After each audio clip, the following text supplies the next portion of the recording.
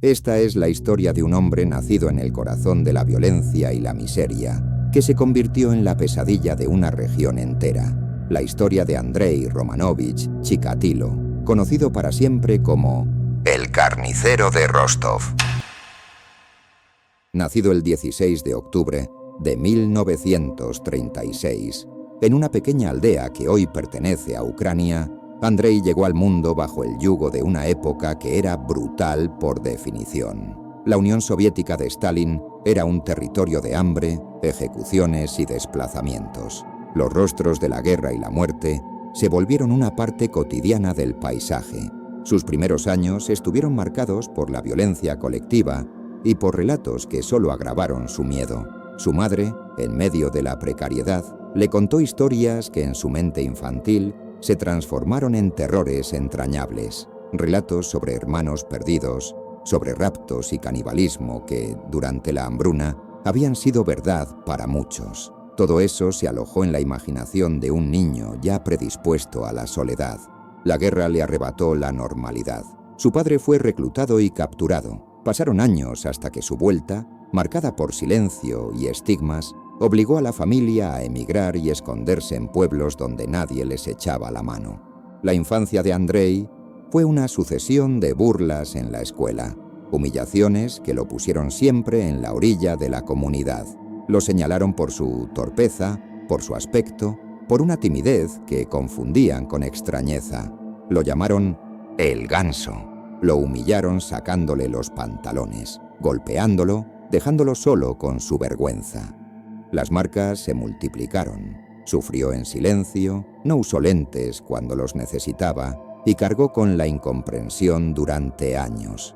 En su adolescencia, vivió el rechazo y la frustración sexual con la crudeza de quien no encuentra un lugar para su propia intimidad. Un episodio durante el servicio militar, un encuentro forzado, una emoción que lo desbordó y que después lo atormentaría. Le mostró que su excitación se mezclaba con el daño y el control. De ese momento se llevó una verdad aterradora. La violencia le daba una sensación que la ternura no le había dado. Aquella idea caló hondo y con los años se convertiría en un patrón. A pesar de todo, intentó encajar. Estudió por correspondencia, obtuvo diplomas variados, literatura, ingeniería, incluso marxismo, leninismo, y buscó trabajo. Se casó en 1963 y tuvo hijos. A simple vista era un marido discreto y un trabajador cumplidor, obediente, silencioso, sin disputas públicas con su esposa.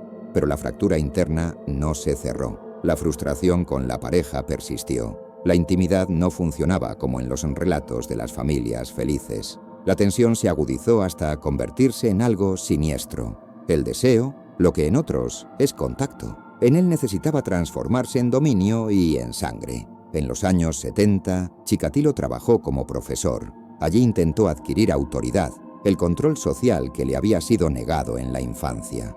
Pero la invisibilidad se volvía castigo. Los alumnos lo molestaban, no lo respetaban. Su apodo y su actitud lo hundieron más. Sus primeros delitos fueron de exhibicionismo y acoso, actos que la comunidad toleró o encubrió, quizá para evitar escándalo. Y con el tiempo, esas transgresiones escalaron.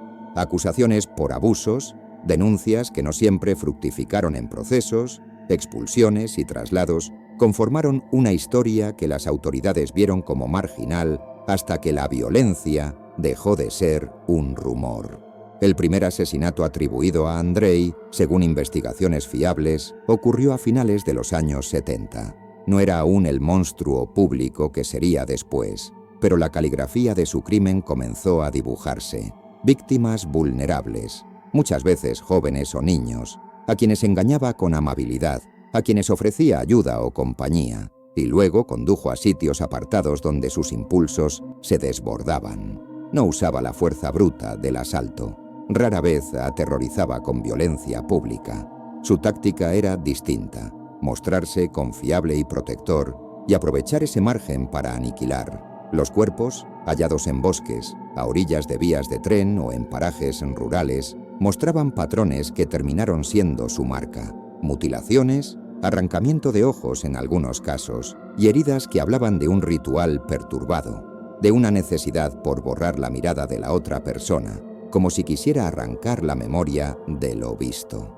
La región lo sintió como una sombra. Desapariciones de menores, adolescentes y otros jóvenes que no regresaban a casa, familias destrozadas por el pánico, estaciones de tren convertidas en lugares a evitar. Los crímenes se acumularon y la policía, limitada por los recursos y por las reglas políticas de un Estado que no admitía la anomalía del asesino en serie, tanteó hipótesis erráticas. Hubo quien imputó los hechos a perversos locales, a pedófilos aislados, a vagabundos. El propio sistema, en su negación, demoró en aceptar la posibilidad de una mente que actuaba con repetición. Andrei se convertía por entonces en un viajero práctico. Trabajadores y oficios que le permitían desplazarse lejos de su hogar. Fue maestro, empleado en fábricas, oficinista, profesionó en puestos que lo ubicaban cerca de estaciones, paradas y rutas.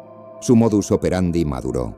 Seleccionaba víctimas solitarias, a menudo chicas jóvenes, niñas perdidas, muchachos que vagaban, los atraía con amabilidad, con la promesa de ayuda o de compañía, y los llevaba a lugares apartados. Allí la violencia, familiar y ritual, se desplegaba. No siempre consumaba actos de la misma manera, pero sí mantenía una voracidad que fue creciendo en ferocidad y frecuencia.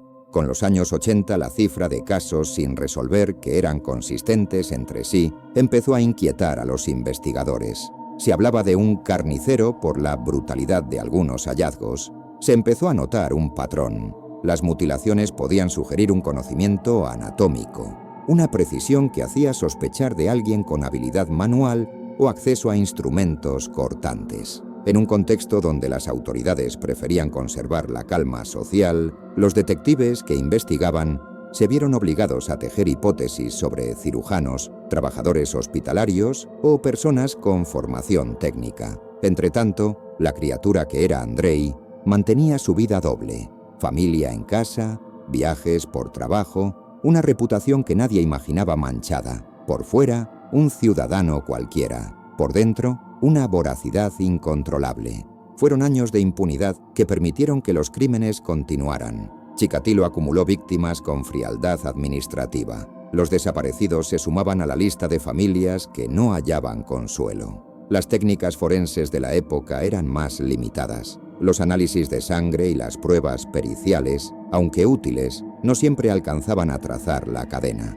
Y además el sistema político y cultural restringía cómo se difundía la alarma. Nadie quería admitir que, en pleno socialismo, existiera un asesino serial como en las pesadillas occidentales. Aquellas limitaciones dilataron la persecución. El arresto no fue una casualidad mágica, sino fruto de una investigación intensa que, con el tiempo, reunió pruebas y empezó a acorralar a sospechosos. Miles de hombres pasaron por una investigación policial, miles de horas de entrevistas, de comparativas de ADN. Las técnicas habían avanzado y el análisis sanguíneo comenzó a dar pistas. Llevaron a un punto de inflexión.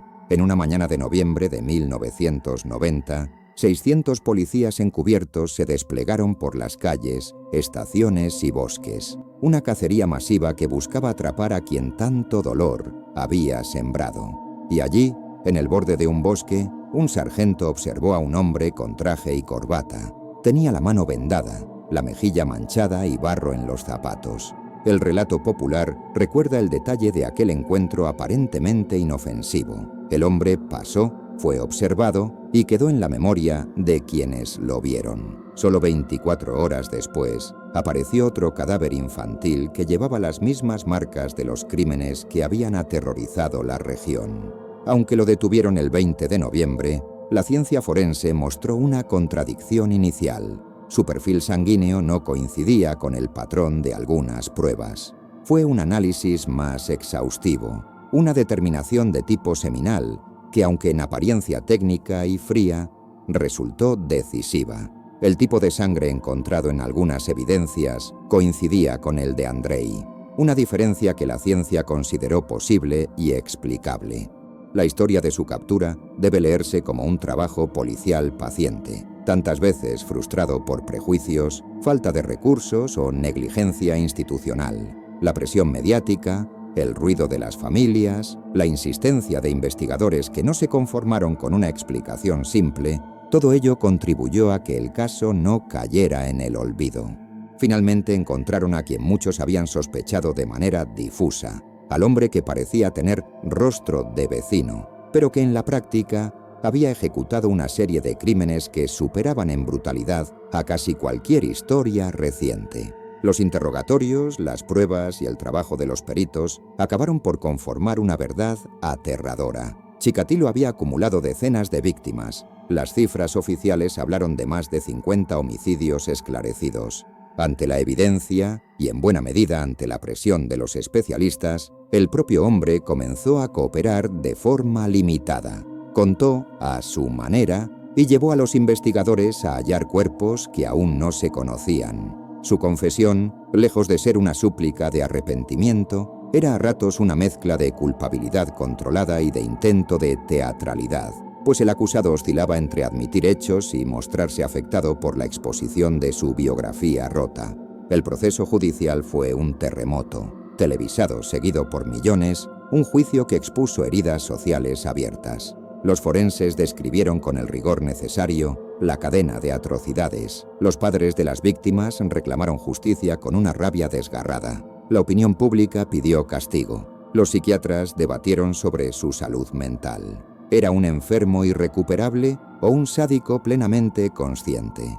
Los expertos concluyeron que, a pesar de los trastornos de personalidad y de la infancia traumática, Chikatilo actuó con planificación y deliberación. No era un enfermo que no supiera lo que hacía. Era un sádico que había aprendido a canalizar sus impulsos en asesinatos sistemáticos. En abril de 1992 comenzó un juicio que nadie olvidaría. La sala rebosaba de familiares, periodistas y cámaras. El acusado, que había sido apodado por los medios como el carnicero de Rostov, hizo gala de una teatralidad que horrorizó a los presentes. Gestos, comentarios, intentos por presentarse como víctima de su propia condición.